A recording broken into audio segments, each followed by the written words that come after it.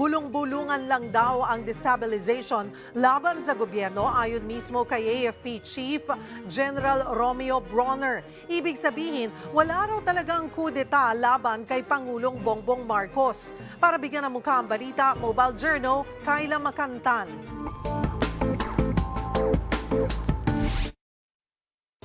At nakausap ko po yung iba sa kanila. Sabi ko sa kanila, sir, you have the right to do that because we are in a democracy. But please, do not involve the active personnel of the armed forces of the Philippines.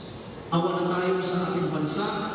Let's give our country a chance to move forward to progress. Pinag-usapan ng pahayag na ito ni AFP Chief General Romeo Bronner Jr. tungkol sa umano'y nilulutong kudeta laban kay Pangulong Bongbong Marcos. May mga nabahala kung may nagtatangka nga ba ng destabilization plot laban sa Pangulo. Agad namang naglabas ng pahayag si AFP spokesperson Colonel Medel Aguilar. Anya, misquoted lang si Bronner. Maging ang Philippine Army, blanco dahil wala naman daw silang natatanggap na ganyang impormasyon. Wala pong lumalapit na mga retired officers or nagre-recruit for any mga enlisted personnel or mga officers sa kasi we do understand kung ano po yung situation. Pati PNP, wala raw nakikitang dahilan para talikuran ng Administrasyong Marcos. The President is very much sensitive on the moral and welfare of our personnel.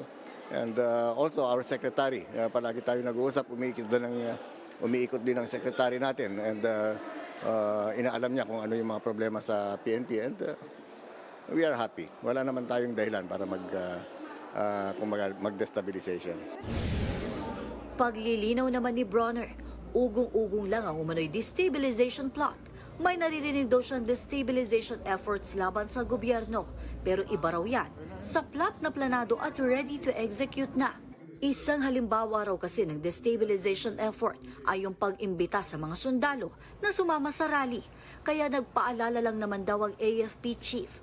Nilinaw din ni Bronner na malaki ang respeto niya sa mga retired officer. Yun po yung konteksto nung sinabi ko kahapon that dapat ang mga sundalo should not join these kinds of activities like yung mga rallies po natin.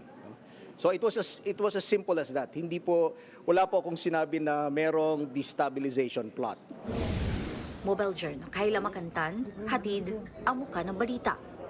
Sariwang balita ba ang hanap mo? Simple lang. I-click mo na ang subscribe button at ang notification bell para lagi kang updated sa mga balitang dapat mong malaman.